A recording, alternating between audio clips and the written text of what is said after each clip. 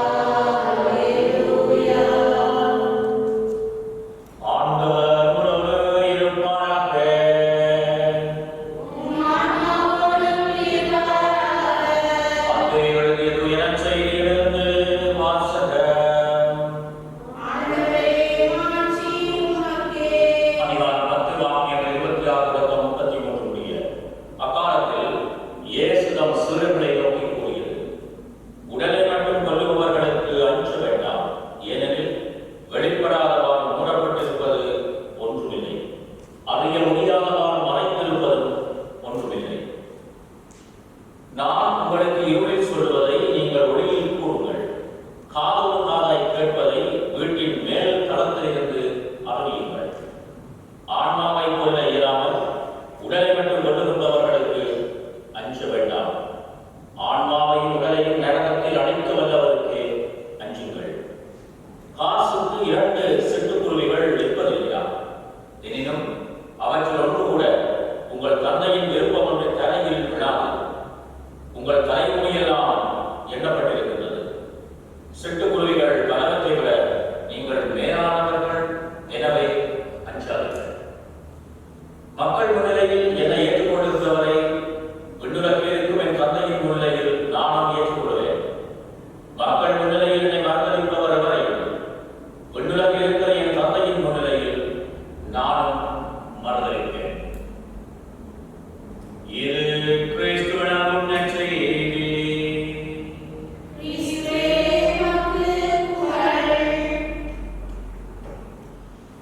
கிறிஸ்து இயேசுவில் பிரியமான சகோதர சகோதரிகளே, பொதுக்காலத்தினுடைய 12வது வாரத்துக்குள்ளே நாங்கள் நுழைந்திருக்கிறோம். இன்றைய இந்த 3 மாசங்களும் பிரதானமான செய்தியாக அச்சம், பயம், அதிலிருந்து எப்படி விடுபடுகின்றது என்பதை நமக்கு சொல்லியிருக்கிறது.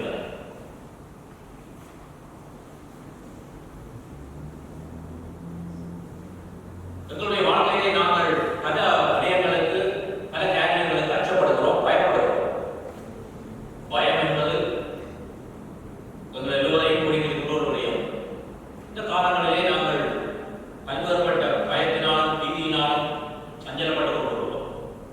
கொரோனா என்கின்ற இந்த கொள்ள நோயினாலே நாங்கள் பயத்திலே இருக்கிறோம். வீடுகளை விட்டு வருவதில்லை, வெளியிடங்களுக்கு போவதில்லை, உறவினர்களை சந்திப்பதில்லை, ஆலயத்துக்கு வருவதில்லை, அல்லது வெளியிட போனால் கை கழுவ வேண்டும், முகத்துக்கு மாஸ்க் போட வேண்டும். இவ்வாறு ஏராளமான சட்ட திட்டங்களுக்கு உட்பட்டு நாங்கள் வாழ்வை போட்டி செல்கின்றோம். ஒரு பயத்திலே, ஒரு பீதியிலே, ஒரு அச்சத்திலே தான் நம்முடைய வாழ்வு போய்கொண்டிருக்கிறது. மற்றவர்களை நாங்கள் கையாக கொடுக்க முடியாமல் இருக்கிறது, மற்றவர்களை முத்தம் கொடுக்க முடியாமல் இருக்கின்றது. ஏனென்றால் பயம், கொரோனா தொற்றிவிடும், செத்து விடுவோம் என்ற பயம்.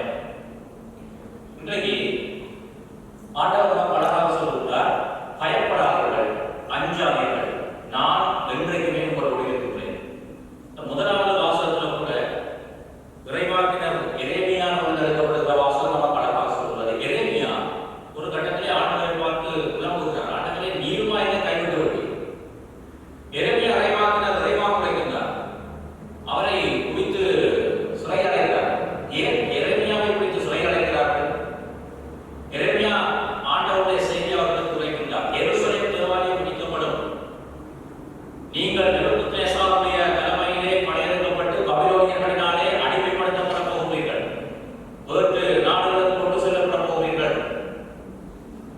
என்று இறைவாக்குரைத்ததோடு மட்டுமில்லாமல் இந்த நிலைகளுக்கெல்லாம் காரணம் உங்களுடைய மூதாதையர்கள், உங்களுடைய பெற்றோர்கள், பெரியவர்கள், தலைவர்கள், இவர்களினாலே தான் இந்த நிலைமை உங்களுக்கு ஏற்பட போகிறது என்று எரேமியா ஆண்டவருடைய செய்தியாக இருக்கிறார். இதனாலே கோபம் கொண்டவர்கள் எரேமியாவை குறித்து சிறையில் அடைக்கிறார்கள்.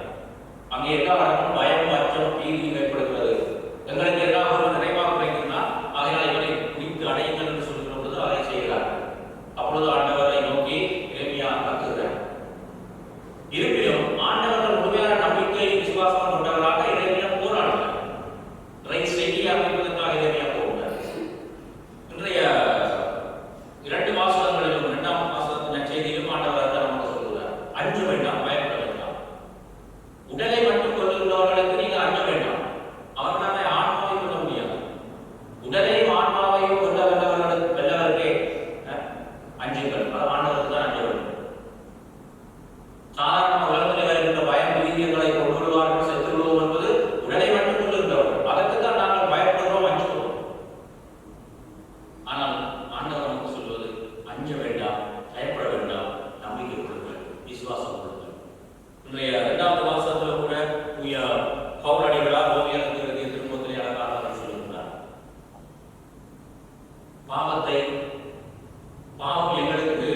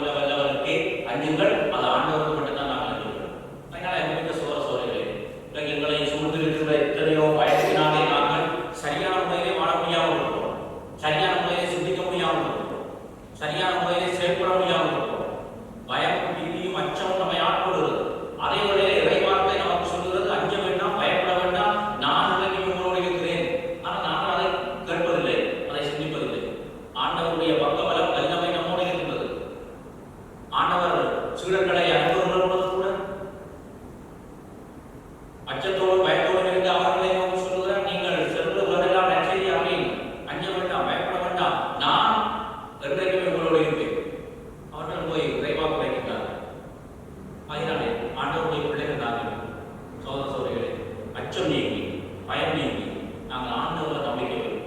நாங்கள் ஆண்டவர்களை நம்பிக்கை வைப்பது மிகவும் குறைவு. ஆண்டவர் நம்மை காப்பார், விடுதலை கொடுப்பார். தன்னுடைய தூய ரத்தத்தினாலே எங்களுக்கு வாழ்வு கொடுத்தார். இன்றைக்கு உங்களுக்கு வாழ்வு கொடுப்பார். உயிர்த்த ஆண்டவராக இருக்கிறார். நாங்கள் அஞ்ச வேண்டியதில்லை, பயப்பட வேண்டியதில்லை என்கின்ற விசுவாசம் மிகவும் குறைவாக இருக்கிறது. ஆண்டவர் இன்றைக்கு நமக்கு கொடுக்கின்ற செய்தி, அஞ்ச வேண்டாம், பயப்பட வேண்டாம், நான் என்றைக்குமே உங்களோடு இருக்கிறேன். ஆகையினால எங்களுடைய கிறிஸ்தவ வாழ்வு ஆண்டவருக்குரிய வாழ்வாக நாங்கள் ஆண்டவருடைய பணியாளர்களாக மாறி அவருடைய பணியை செய்கிற பொழுது ஆண்டவர் எங்களோடு இன்றைக்குமே இருந்து பக்கபலமாக எங்களை வழிநடத்துவார். எல்லா தீமைகளிலிருந்து உங்களை பாதுகாப்பார். இந்த எரேமியாவை பாதுகாத்தது போல அவர் தன்னுடைய செய்தி அனுப்புவதற்காக அவரை அனுப்புகிறார். அவர் சிறைப்பிடிக்கப்படுகிறார். ஆண்டவர் அவரை காக்கிறார். எங்களையும் ஆண்டவர் காப்பார். நாங்கள் அவருடைய சிந்தர்கள் தூதுவர்கள். திருமுழுக்கினாலே கிறிஸ்து இயேசுவுக்குள்ளே நாங்கள் பிறந்திருக்கின்றோம். அவரோடு வாழுகிறோம். கிறிஸ்துவினுடைய ரத்தம் நம்மளை மீட்டது. ஆகிய எங்களுக்கு வாழ்க்கை கொடுக்கின்றது. இத்தகைய உறுதியான நம்பிக்கையோடும் விசுவாசத்தோடும் நாங்கள் அச்சம் நீங்கி பயம் நீங்கி ஆண்டவர்கள் முழுமையான விசுவாசம் கொண்டு வாழ இந்த பணியில வர வேண்டி கொண்டாடுவோம். எழுந்திருந்து எங்களுடைய விசுவாசத்தை அனைத்தையும் பாடுவோம்.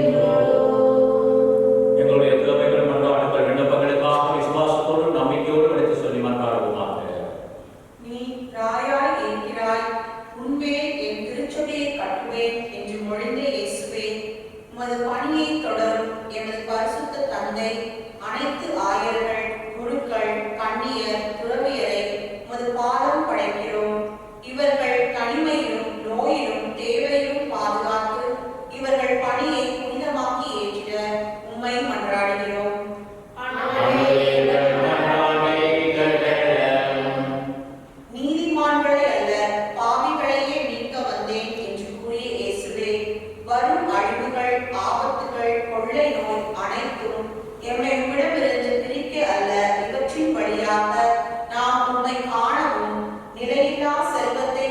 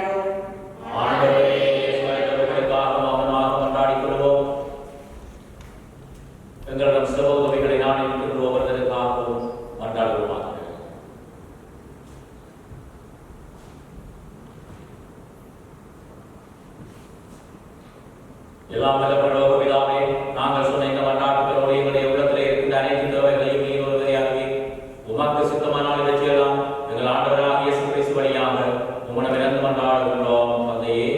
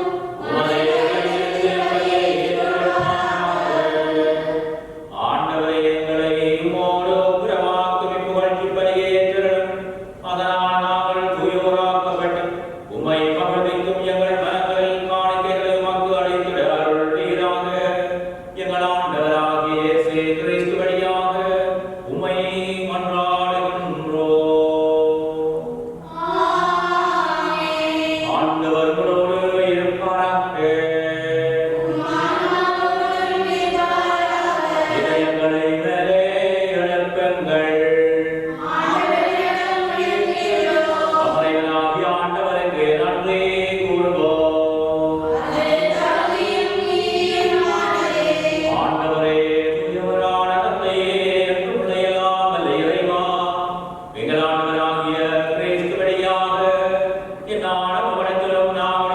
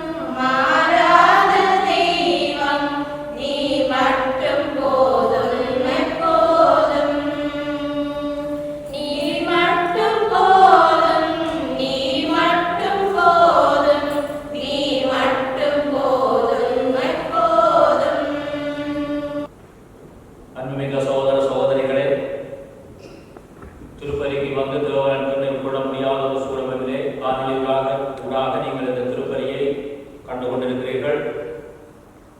ஆகையினாலே ஆண்டவர் இயேசு ஆன்மீக நற்கருணை வடிவிலே நம் உள்ளத்திலே எழுந்தருளி வந்திருக்கிறார் என்ற அந்த விசுவாசத்தோடு நம்பிக்கையோடு ஆன்மீக நற்கருணை மன்றாட்டிலே பங்கு கொள்வோம்.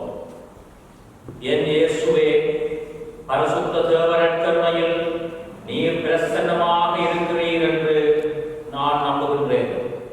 எல்லாவற்றிற்கும் மேலாக நான் உம்மை அன்பு செய்கின்றேன். என் உள்ளத்தில் உம்மை வரவேற்க நான் ஆவலாயுள்ளேன். இந்த நேரத்தில் அருட்சாதன முறையில் உம்மை பெற்றுக்கொள்ள முடியாததனால் ஆன்மீக வடிவில் என் உள்ளத்துக்குள் வாரும். எனக்குள்ளே நீர் ஏற்கனவே வந்துள்ளீர் என்று நான் உம்மை அணைத்துக் கொள்கின்றேன். உம்மோடு முழுமையாக இணைந்து கொள்கின்றேன். நான் உம்மை விட்டு ஒருபோதும் பிரிந்து போக அனுமதிக்காதே. ஆமென். ஆண்டவரே, எல்லா உயிரினங்களின் கண்களும்